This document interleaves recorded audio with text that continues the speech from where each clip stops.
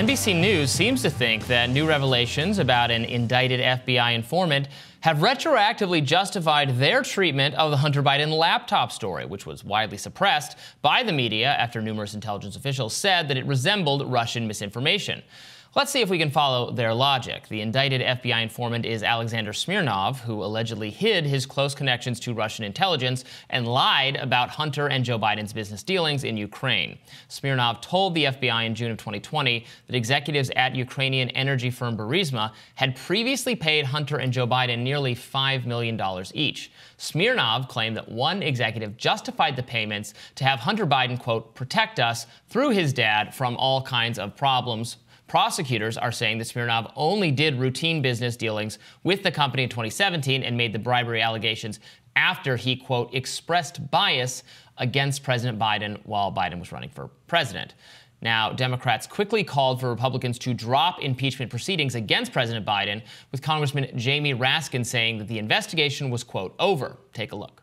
And I wanted to just start by restating the obvious, which is that the impeachment investigation essentially ended yesterday in substance, if not in form, with the explosive revelation that Mr. Smirnov's allegations about Ukrainian Briahna payments to Joe Biden were concocted along with Russian intelligence agents. And it appears like the whole thing is not only obviously false and fraudulent, but a product of Russian disinformation and propaganda. Republicans tried to tamp down on concerns that this was a death blow to their investigation during a recent interview on Newsmax. House Oversight Committee Chairman James Comer claimed, quote, at the end of the day, he wasn't an important part of the investigation because I didn't even know who he was. All I knew was there was a 1023 form that alleged bribery. My investigation's about all the money the Bidens have taken from China, from Romania, from Kazakhstan. This guy had absolutely nothing to do with it. We got a tip. We investigated it. We couldn't figure out who it was. Comer later released a statement saying the investigation would, in fact, continue. Now, as Robby mentioned earlier, the group of U.S. intelligence officials who claimed that Russian misinformation was behind the Hunter laptop story have taken a victory lap. NBC News ran an article titled, Former U.S. Spies Warned in 2020 that the Hunter Biden scandal had Russian fingerprints.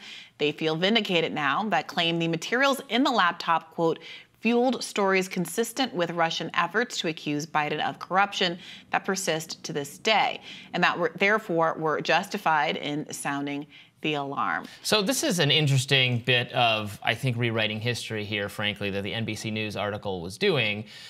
They seem to be saying, look, we found someone who made an allegedly false tip about the Bidens and who is alleged by the FBI to have talked to Russian intelligence. We don't know about what. We don't know exactly when. The FBI said it was around that same time period. But so NBC News is taking this as evidence that, okay, so back when in 2016, or no, excuse me, in 2020, when the laptop story came out and all the intelligence officials said this looks like Russian information, and then Politico, actually went a step further and said they're saying it is Russian misinformation, even though that wasn't exactly what the intelligence officials said, and then it was ignored in the mainstream media and suppressed on social media on this recommendation.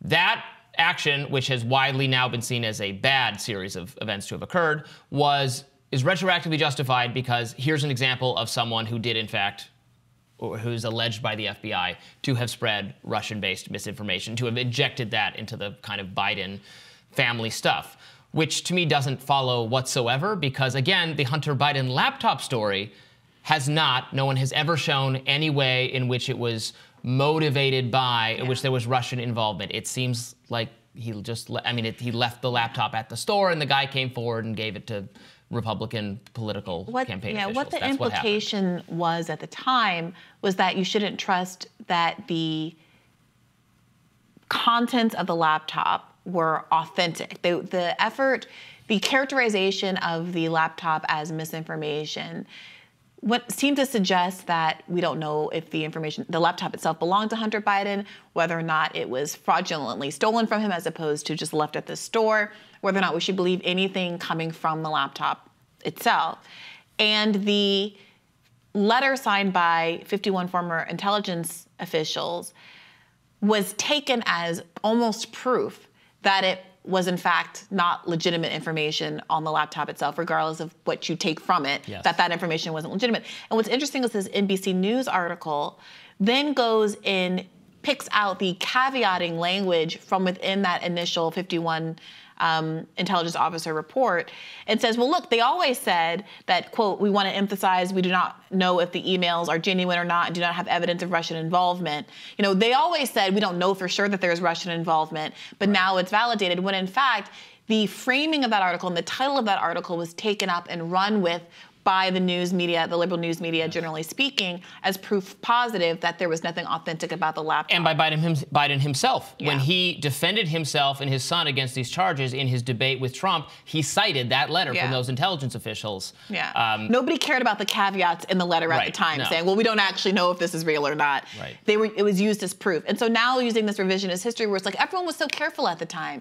We all dotted our I's and crossed our T's, but this now is new confirmation that we were always right to be skeptical of the provenance of the laptop. Well, it doesn't say anything about that. But there's this bigger issue, right, about whether or not the something core to the Republicans' claim about there being a bribery scheme here is now undermined by someone who made a really clear and arguably compelling bribery claim at the time as a trusted FBI witness for 10 years.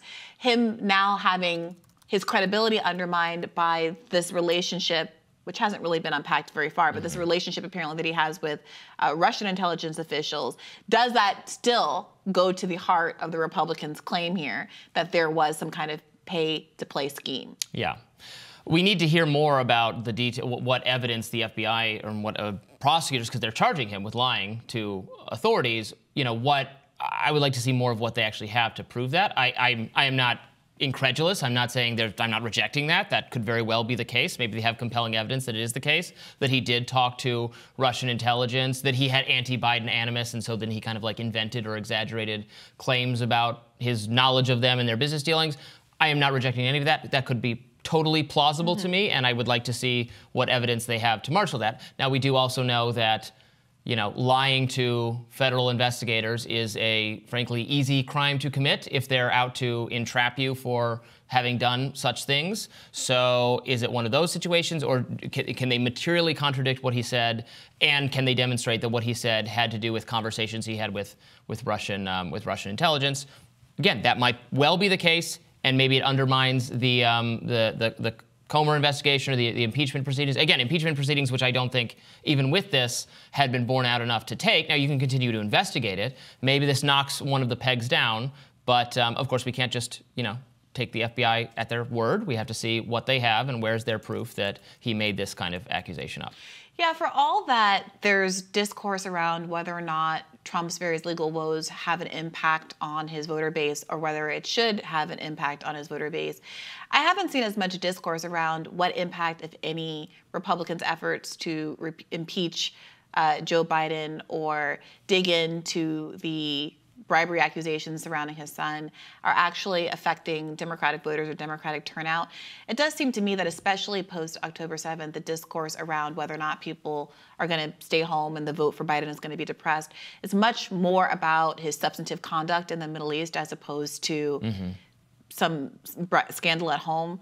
And I do wonder if Republicans at a certain point are getting the sense that they're not getting much juice out of this particular squeeze. And is there a way to talk about this Biden impeachment? I mean, I think there was a time when it felt like, well, Trump's coming under all this legal scrutiny. Let's just throw everything at the wall that sticks. And if everybody is in legal trouble, then maybe that makes Trump seem like less of an outlier, less of a corrupt figure. I don't know that that's working in the same way.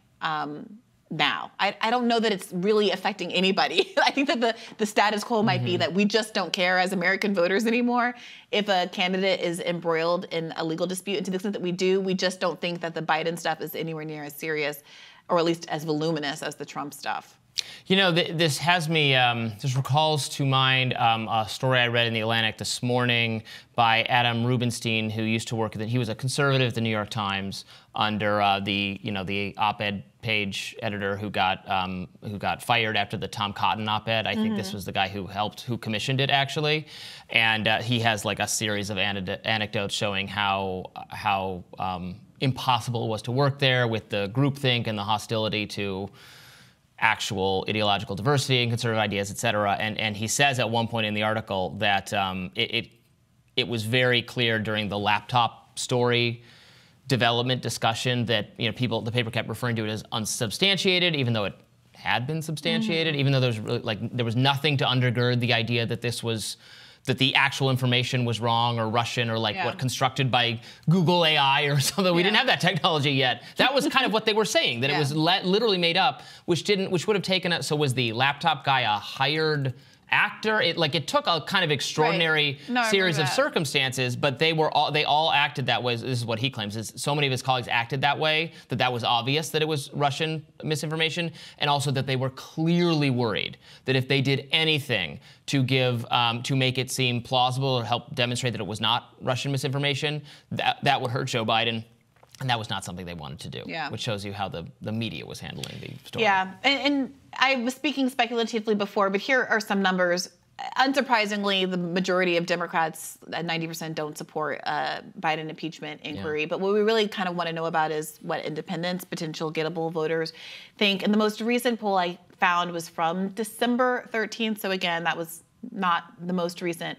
Independents clocked in at 45% approving and 50% disapproving of the impeachment process. So about evenly split, but slightly more against the impeachment of Joe Biden. So maybe that is cause, at least politically, for Republicans to keep trying to keep this one alive. Yeah, like you, my sense is that it is something Republican partisans absolutely want, and so Comer and others have to keep going along with it because their base is demanding it. I don't think it's really bringing people over from the independents from that category. And frankly, of all the things that are really sinking Joe Biden right now, it's other stuff. It's age, it's some policy stuff that has the left mad at him, and et cetera. Not just the left, but I take your point. More Rising right after this.